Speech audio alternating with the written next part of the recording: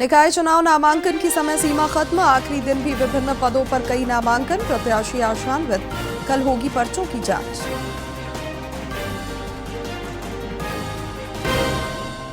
बाबूलाल मरांडी ने भ्रष्टाचार और वित्तीय कुप्रबंधन पर राज्य सरकार को घेरा। बोले, झारखंड दिवालियापन के कगार पर। रांची में युवा कांग्रेस की कार्यकारिणी बैठक में किए राजू हुए शामिल। राज्यपाल ने जनचेतना और लोकतांत्रिक व्यवस्था की मजबूती में मीडिया की भूमिका को किया रेखांकित। मीडिया कप का उद्घाटन करते हुए कहा, सरकार खेलों को दे रही बढ़ावा। और विश्व कैंसर दिवस पर देश भर में कई जागरूकता कार्यक्रमों का आयोजन। रक्षा राज्य मंत्री दिल्ली में आयोजित कार्यक्रम में हुए शामिल। कैंसर रोकथाम पर विमर्श।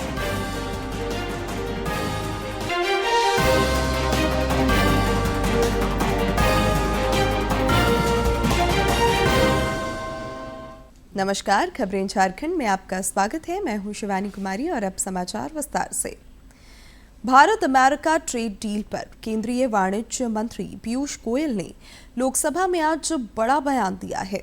उन्होंने कहा कि इस डील से दोनों देशों को फायदा होगा। किसान हितों की रक्षा पर सरकार का विशेष फोकस रहा है। विकसित भारत के संकल्प को सिद्धि तक पहुंचाने में भी यह डील महत्वपूर्ण साबित होने वाला है।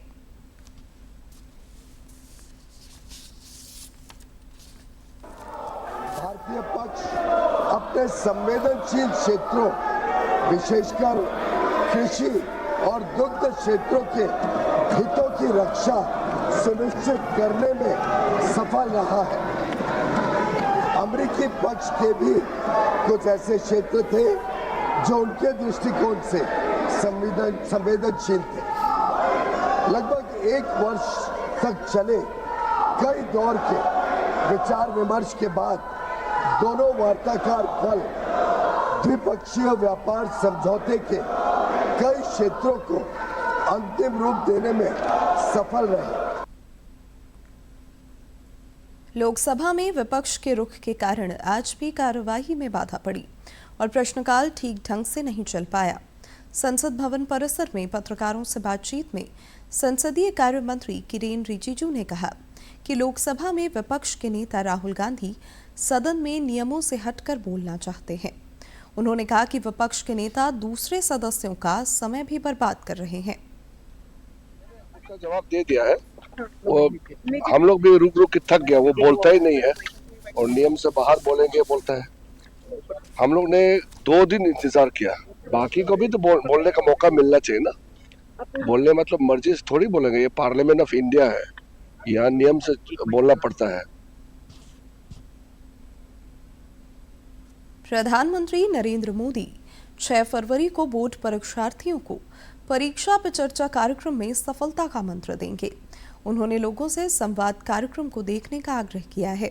खास और आम सबों ने प्रधानमंत्री के इस परीक्षा पे चर्चा कार्यक्रम पहल की सराहना की है। खासियत है कि वो हर वर्ग के साथ बात करते हैं, उनके साथ मिलते हैं, जुलते हैं, उनकी समस्याओं को जानते हैं, उनको इंस्पायर करते हैं, उनका उत्साह बढ़ाते हैं। तो ये उसी दिशा में है। और वो स्टूडेंट्स के साथ तो चर्चा करना उनका वैसे बहुत ही ज़्यादा चर्चा करते हैं, बहुत फेवरेट है उनका ये कार्यक्रम। और इसलिए ये कार्यक्रम इतना अच्छा करा है पूरे देश में। बहुत उत्साह के साथ इस कार्यक्रम को मनाते हैं लोग, सभी लोग। यंग जनरेशन को बहुत इंस्पायर करते हैं वो बेसिकली। और ये एक बड़ी ख़ास बात होती है कि व्यक्ति की जो हमारे प्रधानमंत्री में है। Children make mistake because they are scared. Examination time nervous हो जाते हैं, नर्वस में वो सब भूल जाते हैं। और मैं बच्चों को वही पढ़ाती हूँ और सिखाती हूँ, नर्वस नहीं होना, धैर्य होना चाहिए। धैर्य कैसा होता है? If you study well, you understand not for the sake of marks but not for the sake of knowledge, then you become confident. Being a prime minister, he is addressing to students, and that is the nationwide we have students. So this will be a great initiative. Jharkhand अधिविद्य परिषद जैक की board परीक्षाएं चल रही हैं। आज से प्रमुख विषयों की परीक्षाएं शुरू हुई। पहली पाली में मैट्रिक की हिंदी विषय की परीक्षा हुई, जबकि 2 बजे से इंटर में साइंस और कॉमर्स के विद्यार्थियों के लिए इकोनॉमिक्स की परीक्षा चल रही है। इस बार जैक की बोर्ड परीक्षा में करीब 7.5 लाख परीक्षार्थी शामिल हो रहे हैं। रांची समेत विभिन्न जिलों में कदाचार मुक्त परीक्षा सुनिश्चित करने के लिए व्यापक इंतजाम किए गए हैं। मैट्रिक की परीक्षा 17 फरवरी तक चलेगी, जबकि इंटरमीडिएट की परीक्षा 23 फरवरी तक होनी है। निकाय चुनाव नामांकन की समय सीमा आज 3 बजे खत्म हो गई। आखिरी दिन आज भी विभिन्न पदों के कई प्रत्याशियों ने नामजदगी का पर्चा दाखिल किया। रांची से भाजपा समर्थित रोशनी खलको ने मेयर पद के लिए नामांकन भरा। इस दौरान भाजपा के कई नेता मौजूद रहे। राज्य के अन्य जिलों में भी नामांकन की बहार रही और रिकॉर्ड संख्या में प्रत्याशियों ने अंतिम दिन पर्चा भरा। निकाय चुनाव को लेकर राज्य भर में प्रत्याशियों का जोश हाई है और समर्थक उत्साह से लबरेज हैं।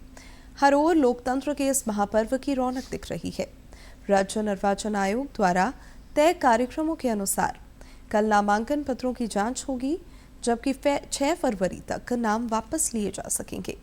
23 फरवरी को मतदान होगा, जबकि 27 को काउंटिंग होनी है। भाजपा के वरिष्ठ नेता और नेता प्रतिपक्ष बाबूलाल मरांडी ने भ्रष्टाचार के मुद्दे पर राज्य सरकार पर तीखा हमला बोला है। उन्होंने आज एक सोशल मीडिया पोस्ट में आरोप लगाया कि सत्ता शीर्ष पर बैठे लोगों की वजह से राज्य में भ्रष्टाचार और कुप्रबंधन चरम पर है, जिसने झारखंड को दिवालियापन के कगार पर ला दिया है। श्री मरांडी ने कहा कि शिक्षा विभाग के पास वेतन देने तक के लिए बजट नहीं बचा है। स्थिति यह है कि राज्य के 10 जिलों में हाई स्कूल शिक्षकों को पिछले 6 महीनों से वेतन नहीं मिला, जबकि 161 शिक्षक कर्मचारियों के वेतन का करोड़ों रुपए बकाया है। इतना ही नहीं, छात्रों की छात्रवृत्ति, पोशाक योजना, मिड डे मील, किताबें और अन्य शैक्षणिक योजनाएं भी बुरी तरह प्रभावित हो रही हैं। रांची में आज झारखंड प्रदेश युवा कांग्रेस कार्यकारिणी की पहली बैठक हुई। प्रदेश प्रभारी के राजू, सह-प्रभारी डॉक्टर श्री बेला प्रसाद और प्रदेश अध्यक्ष केशव महतो कमलेश समेत अन्य नेता इस बैठक में शामिल हुए। प्रदेश प्रभारी ने पार्टी संगठन की मजबूती और विस्तार को लेकर टिप्स दिए। इस दौरान भावी कार्यक्रमों को लेकर विस्तृत चर्चा हुई। राज्यपाल संतोष कुमार गंगवार ने आज रांची में मीडिया कप टूर्नामेंट का उद्घाटन किया। रांची प्रेस क्लब की पहल पर आयोजित इस प्रतियोगिता में 16 टीमें हिस्सा ले रही हैं। राज्यपाल ने उद्घाटन समारोह के दौरान खिलाड़ियों से परिचय प्राप्त कर उनका उत्साह बढ़ाया। अपने संबोधन में श्री गंगवार ने कहा कि खेल विकास और खिलाड़ियों को बढ़ावा देने के लिए सरकार निरंतर कदम उठा रही है। राज्यपाल ने कहा कि मीडिया समाज का सजग प्रहरी और चौथा स्तंभ है। यह सूचना का माध्यम मात्र नहीं, बल्कि जनचेतना और लोकतांत्रिक व्यवस्था की मजबूती का आधार भी है। समाज का एक सजग प्रहरी है। इसे लोकतंत्र का चौथा स्तंभ भी कहा जाता है। और मेरी दृष्टि में पत्रकारिता केवल सूचना का माध्यम नहीं, बल्कि जनचेतना और लोकतांत्रिक व्यवस्था को मजबूत करने का महत्वपूर्ण आधार है। आप परिश्रम कर समाज को जागरूक करते हैं और जनहित के विषयों को प्रमुखता के साथ सामने लाने का अहम दायित्व निभाते हैं। निस्संदेह आपका दायित्व अत्यंत महत्वपूर्ण और व्यापक है। क्रिकेट टूर्नामेंट जैसे आयोजन केवल मनोरंजन का माध्यम नहीं है, बल्कि आपसी सौहार्द, समन्वय और आत्मीयता को और प्रगाढ़ करते हैं। विश्व कैंसर दिवस पर आज कई जागरूकता कार्यक्रम आयोजित हुए। रक्षा राज्य मंत्री और रांची सांसद संजय सेठ दिल्ली में आयोजित कार्यक्रम में शामिल हुए। इस दौरान कैंसर की रोकथाम और मरीजों की देखभाल पर चर्चा हुई। इस जागरूकता कार्यक्रम में ILBS के निदेशक और विश्व विख्यात लिवर चिकित्सक डॉक्टर S.K. सरीन समेत कई चिकित्सक और विभिन्न क्षेत्रों के विशेषज्ञ मौजूद रहे। इस बार के केंद्रीय बजट में शिक्षा क्षेत्र के लिए 1,39,000 करोड़ रुपए का आवंटन किया गया है, जो पिछले वर्ष के मुकाबले करीब 8.2% ज्यादा है।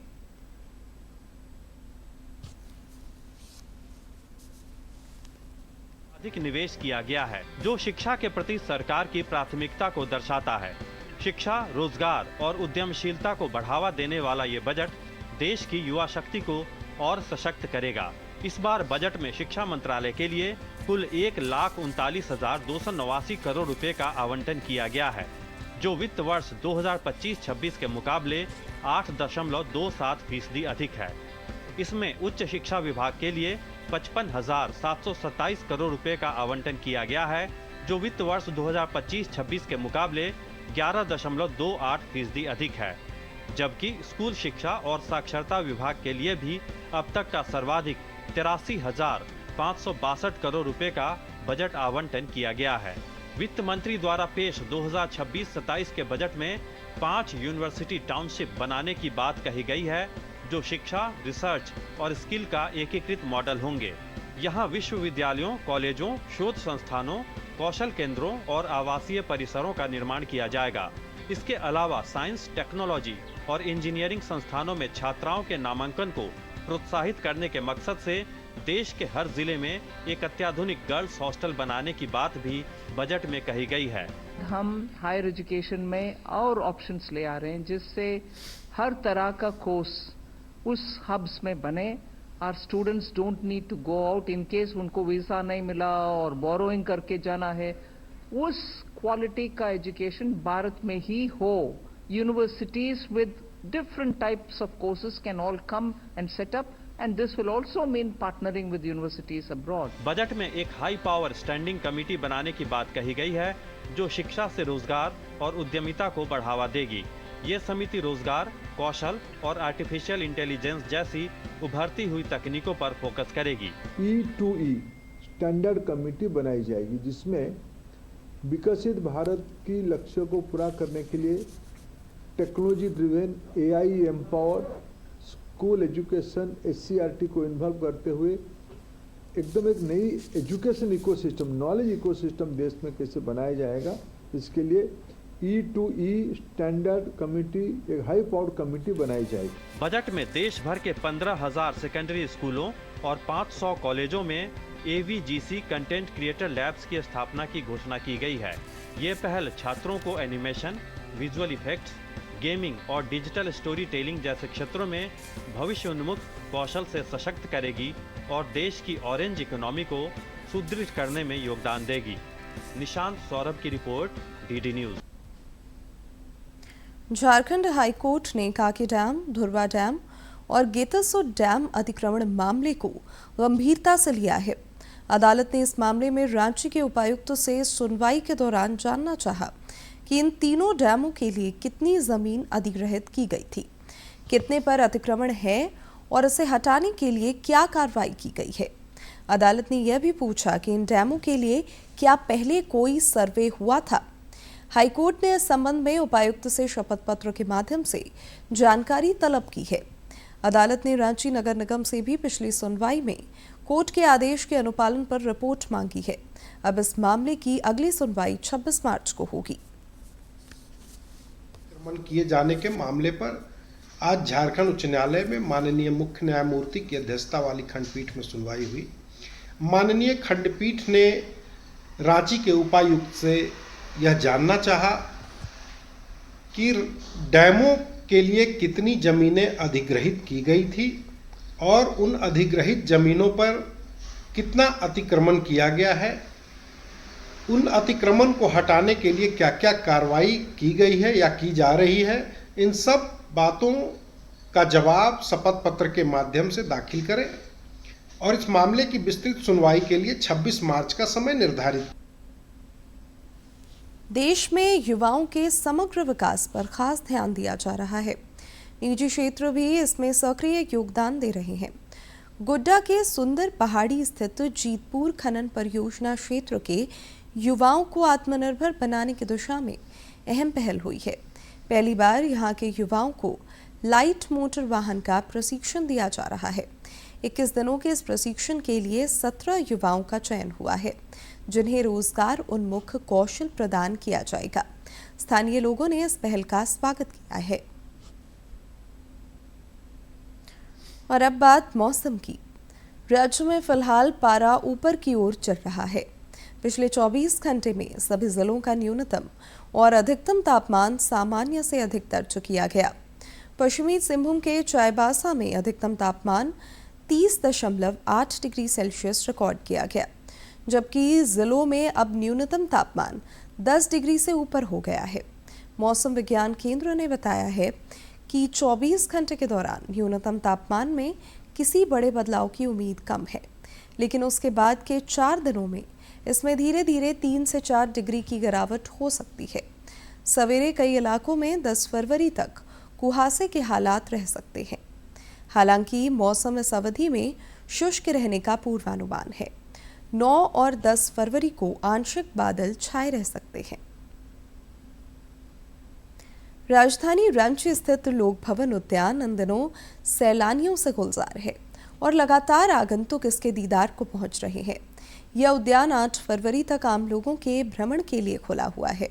गुलाब की विभिन्न किस्में और नए फूल तथा सजावटें लोगों के आकर्षण का केंद्र बनी हुई है।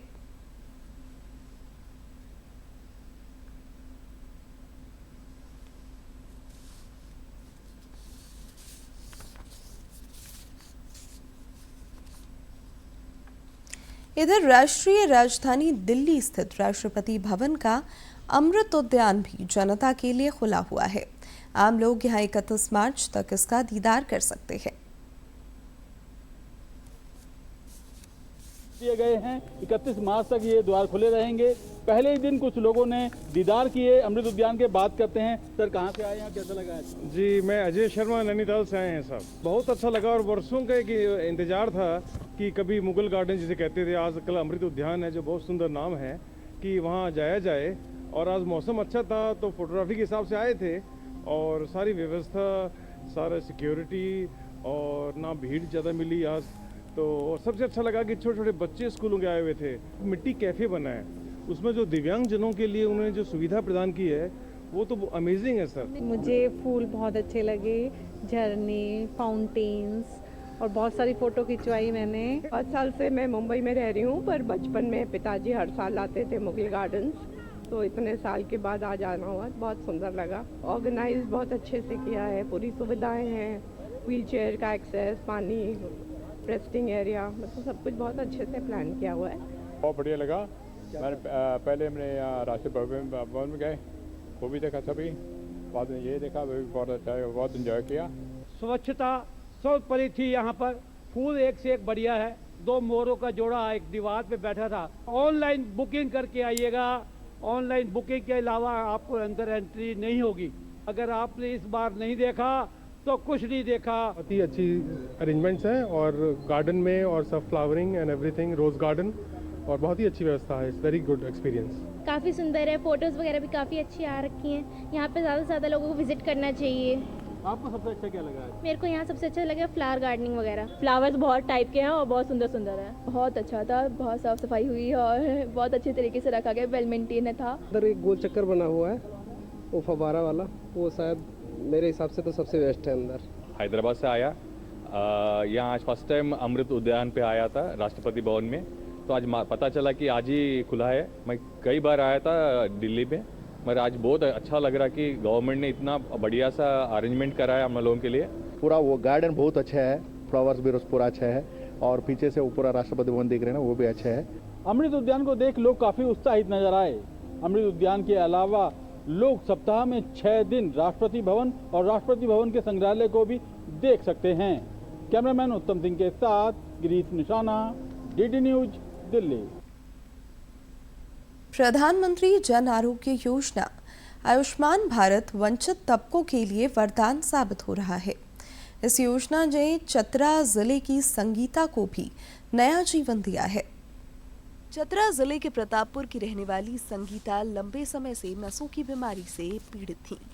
पैरों में लगातार झंझनाहट और दर्द के कारण उनके लिए चलना फिरना भी मुश्किल हो गया था।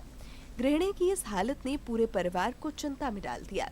कई जगह इलाज कराने के बाद भी राहत नहीं मिली। तब संगीता ने आयुष्मान भारत योजना का सहारा लिया।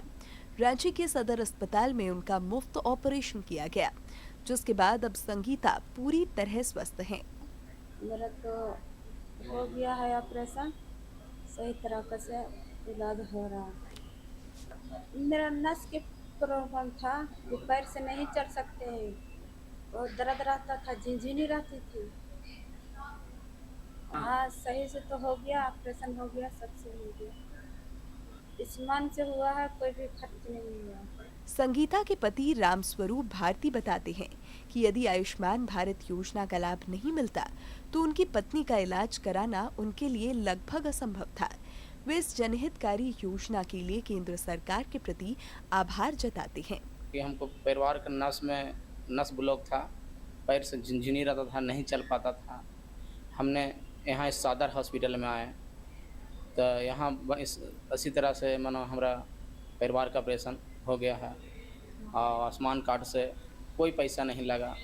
प्रधानमंत्री जन आरोग्य योजना के तहत रांची सदर अस्पताल में अब जटिल से जटिल बीमारियों का भी मुफ्त इलाज किया जा रहा है। रांची के जिला कार्यक्रम पदाधिकारी आशीष रंजन ने बताया कि सदर अस्पताल में आयुष्मान भारत योजना के तहत जटिल सर्जरी भी सफलतापूर्वक की जा रही है। जी हमारे यहाँ बढ़ी है, 3 अच्छे स्पेशलिस्ट डॉक्टर्स हमारे यहाँ रिक्रूट हुए हैं आयुष्मान योजना के अंतर्गत, और मरीज रिम्स से रेफर होकर हमारे यहाँ आ रहे हैं जिनका वहाँ कि उनके पास रिम्स के पास बहुत ज़्यादा लोड है, तो उनका मरीज हमारे पास आ रहा है और उनकी सर्जरी यहाँ हो रही है, निःशुल्क हो रही है आयुष्मान योजना अंतर्गत, और वो स्वस्थ होकर जा रहे हैं। प्रधानमंत्री जन आरोग्य योजना स्वास्थ्य क्षेत्र में केंद्र सरकार की एक क्रांतिकारी पहल है। यह दुनिया की सबसे बड़ी स्वास्थ्य बीमा योजना है जिसने लाभुकों की संख्या के मामले में वैश्विक रिकॉर्ड भी बनाया है। वहीं रांची सदर अस्पताल ने भी आयुष्मान भारत के तहत बेहतर इलाज देकर एक मिसाल कायम की है। डीडी न्यूज के लिए रांची से अवधेश गौतम की रिपोर्ट। और अब जानते हैं किन बातों के लिए इतिहास के पन्नों में आज का दिन खास है।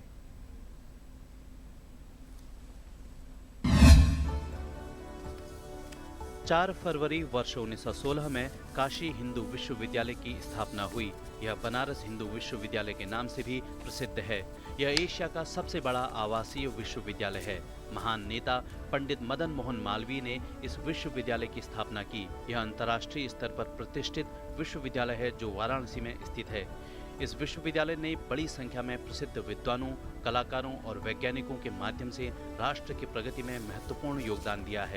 Pandit Madan Mohan Malaviya, doctor Annie Besant और डॉक्टर एस राधाकृष्णन इन मनीषियों की दूरदर्शिता का जीवंत प्रतीक है BHU।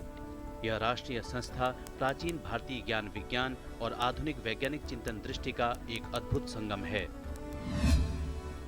4 फरवरी वर्ष 1922 में चौरी चौरा कांड की घटना हुई। यह घटना स्वतंत्रता पूर्व उत्तर प्रदेश के गोरखपुर जिले के चौरी चौरा नामक स्थान पर हुई। इस घटना में असहयोग आंदोलन में भाग लेने वाले प्रदर्शनकारियों का एक बड़ा समूह पुलिस के साथ भिड़ गया। जवाबी कार्रवाई में प्रदर्शनकारियों ने हमला किया और एक पुलिस स्टेशन में आग लगा दी। इस घटना के बाद महात्मा गांधी ने 12 फरवरी 1922 को असहयोग आंदोलन वापस ले लिया। चौरी चौरा दरअसल 2 अलग अलग गांवों के नाम थे। रेलवे के एक ट्रैफिक मैनेजर ने इन गांवों का नाम एक साथ किया था। बाद में भारतीय रेलवे ने 2 ट्रेन भी चौरी चौरा के शहीदों के नाम से चलवाई। इन ट्रेनों के नाम हैं शहीद एक्सप्रेस और चौरी चौरा एक्सप्रेस। 4 फरवरी वर्ष 1974 में सत्येंद्र नाथ बोस का निधन हुआ। बोस एक महान भारतीय गणितज्ञ और भौतिक शास्त्री थे। भौतिक शास्त्र में 2 प्रकार के अणु माने जाते हैं, बोसोन और फर्मियोन। इनमें से बोसोन सत्येंद्र नाथ बोस के नाम पर ही है। जर्मनी में ही अल्बर्ट आइंस्टीन ने सापेक्षता का सिद्धांत प्रतिपादित किया था। सत्येंद्र नाथ बोस ने इन सभी खोजों का अध्ययन किया। परिणाम स्वरूप बोस और आइंस्टाइन ने मिलकर बोस आइंस्टीन स्टैटिस्टिक्स की खोज की। गणित और भौतिकी में उनके योगदान के लिए भारत सरकार ने वर्ष 1954 में उन्हें पद्म विभूषण से सम्मानित किया।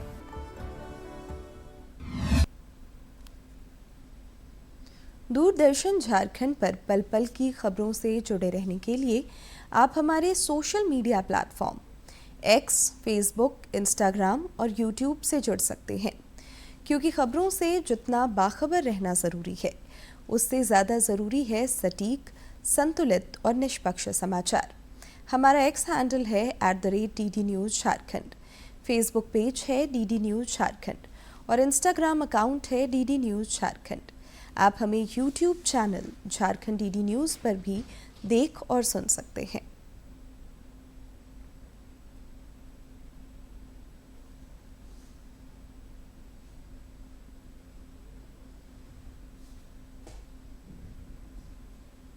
बच्चों पे मोटापा हाल के समय में गंभीर शारीरिक समस्या बनकर सामने आया है। विभिन्न योगासनों, आहार और औषधि से इसे नियंत्रित किया जा सकता है। देखिए ये रिपोर्ट।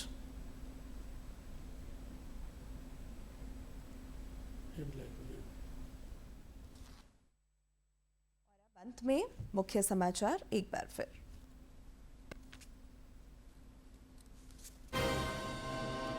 निकाय चुनाव नामांकन की समय सीमा खत्म। आखिरी दिन भी विभिन्न पदों पर कई नामांकन। प्रत्याशी आशान्वित, कल होगी पर्चों की जांच। बाबूलाल मरांडी ने भ्रष्टाचार और वित्तीय कुप्रबंधन पर राज्य सरकार को घेरा। बोले झारखंड दिवालियापन के कगार पर। रांची में युवा कांग्रेस की कार्यकारिणी बैठक में के राजू को शामिल। राज्यपाल ने जनचेतना और लोकतांत्रिक व्यवस्था की मजबूती में मीडिया की भूमिका को किया रेखांकित। मीडिया कप का उद्घाटन करते हुए कहा, सरकार खेलों को दे रही है बढ़ावा। और विश्व कैंसर दिवस पर देश भर में कई जागरूकता कार्यक्रमों का आयोजन। रक्षा राज्य मंत्री दिल्ली में आयोजित कार्यक्रम में हुए शामिल। कैंसर रोकथाम पर विमर्श।